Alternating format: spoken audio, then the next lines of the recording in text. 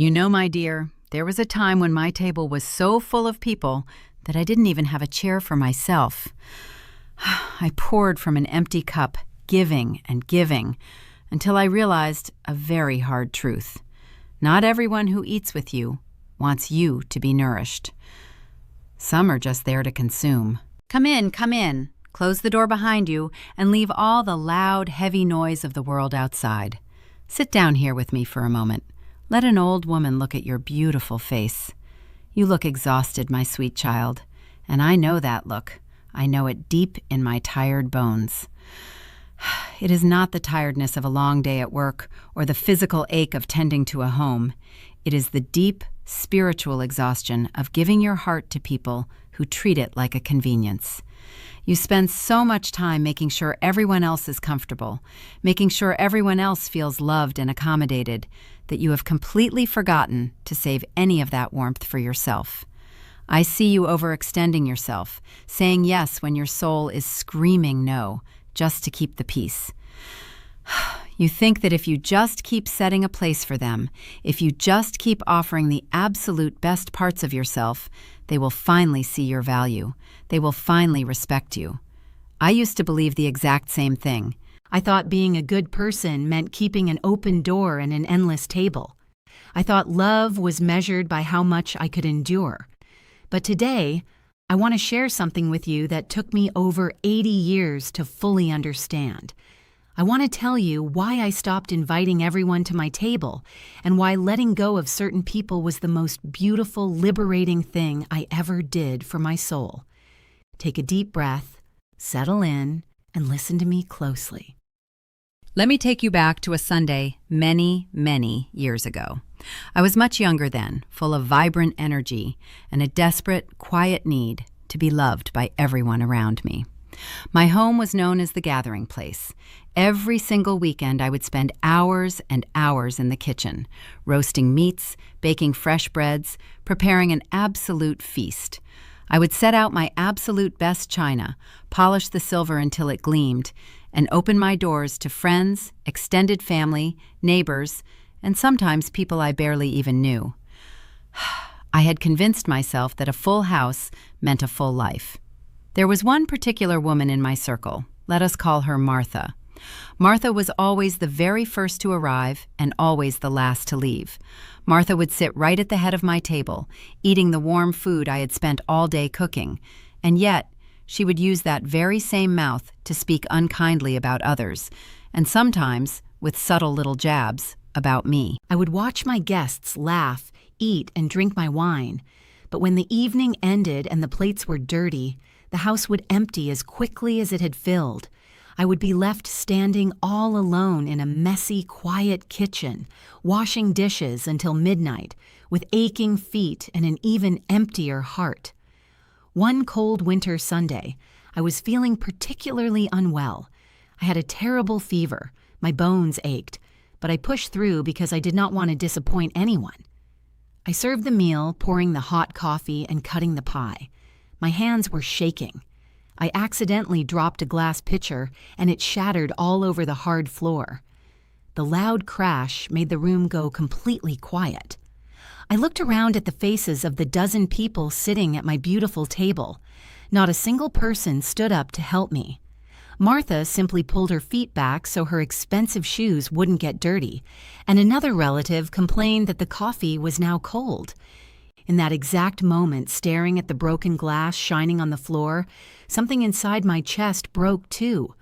I looked at all those people who happily took my food, my time, and my precious energy, and I realized with a heavy, sinking clarity that they did not love me. They loved what I could do for them. They loved the convenience of me. I had built a table so large that I had actively invited disrespect to sit right next to me. I had confused being used with being needed. That shattered glass was the greatest gift I ever received, my dear, because it taught me the hardest lesson of all.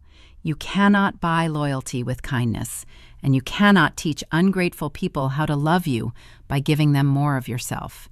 You see, your energy, your peace, and your beautiful heart are a feast. They are precious, rare, and holy. and you have absolutely no business serving a feast to people who only know how to nibble and criticize. When you invite everyone to your table, you are telling the universe that your boundaries do not matter. We are taught to be polite, to turn the other cheek, to be the bigger person and keep the family or the friend group together. But being the bigger person does not mean letting people treat you small. It is not a sin to walk away from toxic people. In fact, it is a duty to yourself. You must learn to carefully recognize the difference between those who feed your soul and those who drain it. Disrespect does not always look like yelling or anger.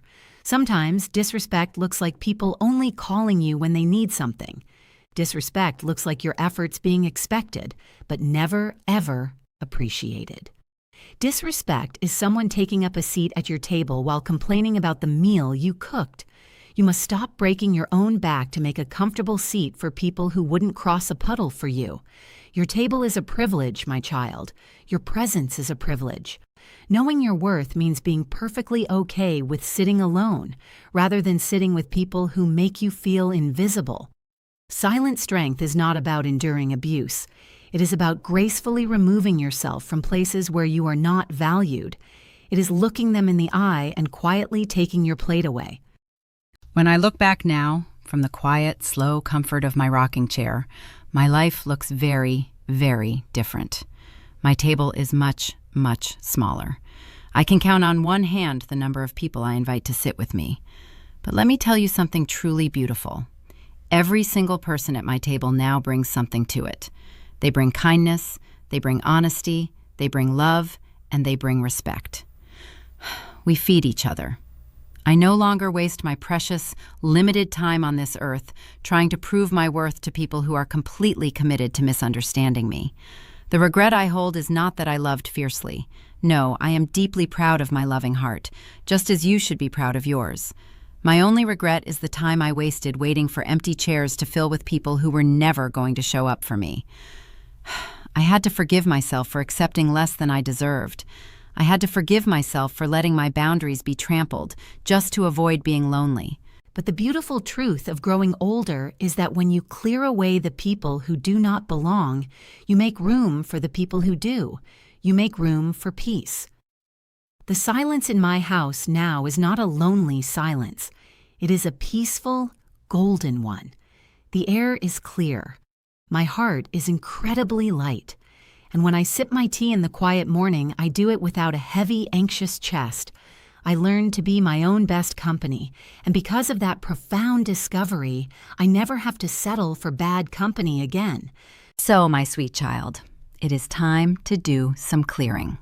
Stop setting places for ghosts. Stop serving your beautiful, generous heart to those who do not have the palate for it.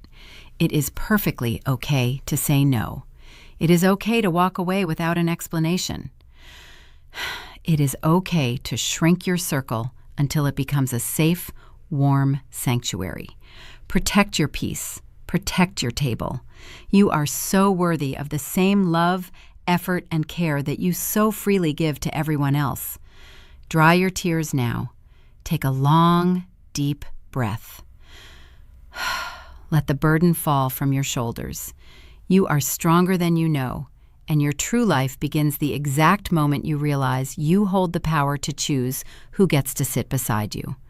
I love you, I see your worth, and I am so very proud of the person you are becoming.